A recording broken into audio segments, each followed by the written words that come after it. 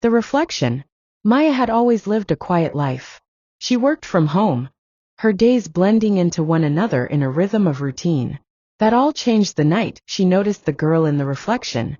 It was just after midnight when it began. Maya was sitting at her desk, editing a report, when she glanced up and saw a figure in the hallway mirror. Her heart skipped a beat. The hallway was empty, but there, in the reflection, was someone who looked exactly like her. Same long dark hair, same tired eyes, same thin frame. But the woman in the mirror wasn't standing still. She was moving. Maya blinked, but the figure didn't disappear. She leaned closer to the mirror, her breath shallow, and the woman in the reflection smiled, a wide, knowing smile. "Who are you?" Maya whispered, her voice hoarse with fear. The reflection didn't answer. It simply tilted its head in a mocking gesture, as though it were studying her.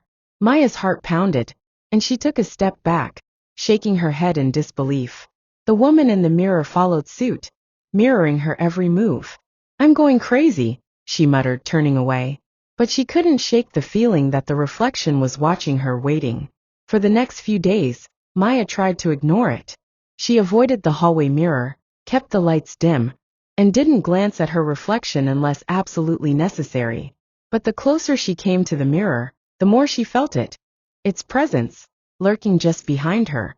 A constant reminder that she wasn't alone in her own home.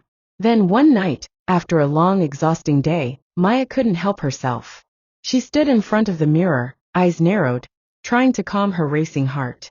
She looked directly into her own eyes, searching for any sign that it was just a trick of her mind. But there was no denying it. In the reflection, the woman was no longer mirroring her movements. She was smiling again. But this time, it wasn't a playful smile. It was sinister, stretching unnaturally wide, the corners of her mouth tugging too far, too fast. Her eyes glinted with something darker than Maya had ever seen in her own gaze. Maya's breath hitched. The reflection's eyes narrowed in mockery, as if it were amused by her terror. Slowly, it lifted one hand from the side of the mirror, its fingers twitching like spider legs. It was reaching for her. Before she could react, the woman in the reflection stepped out from the mirror, no longer confined to its glassy surface. Maya's stomach twisted in horror as the figure, her doppelganger, stood behind her, close enough that she could feel the cold breath of it on her neck. "What do you want?" Maya gasped, stepping back. But the figure said nothing. It simply stepped forward, mimicking her every move with unsettling precision. Panic flooded her veins. Maya turned and ran. But as she bolted down the hall, she realized something horrifying. Her own reflection remained in the mirror, frozen, staring back at her with the same empty gaze. In the living room, she collapsed on the couch, her mind racing.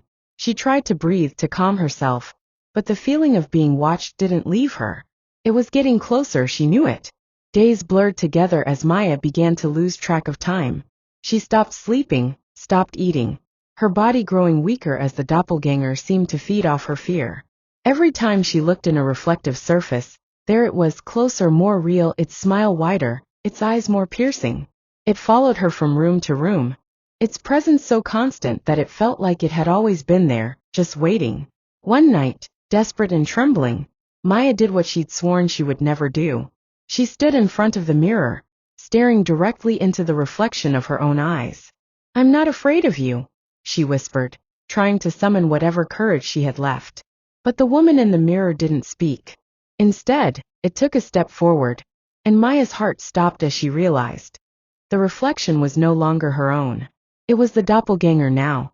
Its hand reached through the mirror, and before Maya could react, it grabbed her by the wrist, pulling her in with horrifying strength.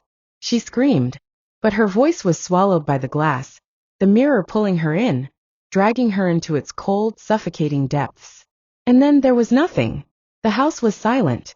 The mirror remained unbroken, the reflection of the hallway perfectly still. But if you looked closely, you would see the slightest movement, a figure in the glass. She was standing there now, a twisted version of Maya, grinning, watching from the inside. And outside, in the hallway, a girl in a darkened room stared back at the reflection of the woman she once was.